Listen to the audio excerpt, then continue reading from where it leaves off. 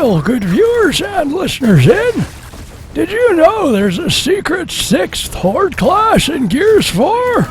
Well, not officially. However, I have discovered a way to use the sniper in such a way that makes it a very effective support class and mid-range fighter on par with the soldier.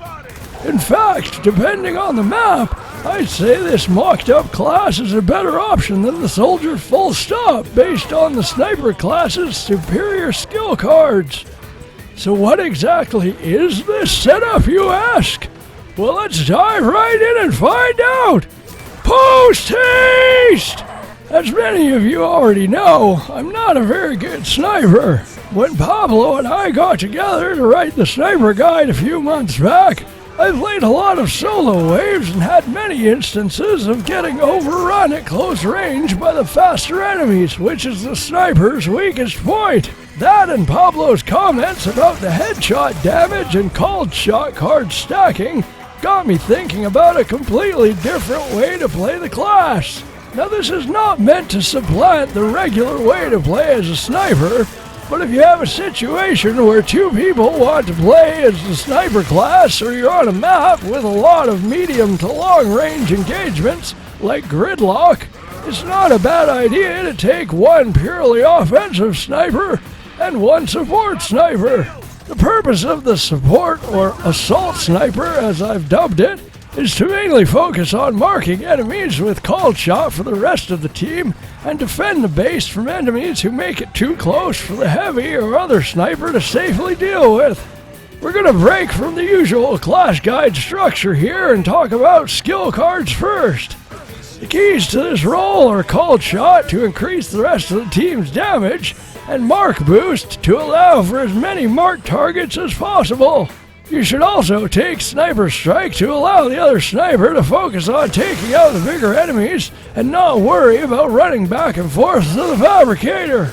Headshot damage is also important for when you engage enemies, as it applies to any weapon, and you'll be using your assault rifles a lot, hence the name of the class. Come get him, motherfucker, I dare ya! Anybody else? No?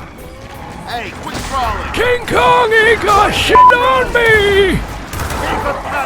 The last slot is up to you, as none of the other cards will apply to all of your weapons, but I recommend either precision rifle damage to give you some extra oomph when needed, or alternatively, Team Revive as a last resort option. As for weapons, you're mainly going to be focusing on engaging enemies at close to medium range. I like the Retro Lancer for the close encounters, and the Marksa for the longer ones. However, the Hammer Burst and M-Bar are decent alternatives, with the regular Lancer being outclassed by all the above on higher waves or difficulties. Regardless of which weapons you prefer, be sure to mark every enemy and always go for headshots. An added bonus of Called Shot is it applies to melee damage as well, which makes dealing with monkeys a lot easier, especially when using the Retro Lancer with its bonus melee damage. Have you ever had your shit pushed in, boy?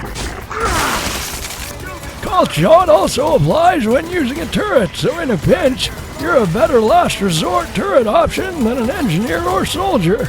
Lastly, be sure to swap out your snub for a bolt hawk at your earliest opportunity, as it does devastating headshot damage with this setup. And that's it! If you're as bored with Gears as I am, this will give you something new to try out while you wait for their next reskinned launch map. Till next time, fare thee well, f***ers! If you enjoyed the video, please leave a comment and a like. It helps us get more exposure on the YouTubes. And while you're at it, why not subscribe? We put out shit like this every week.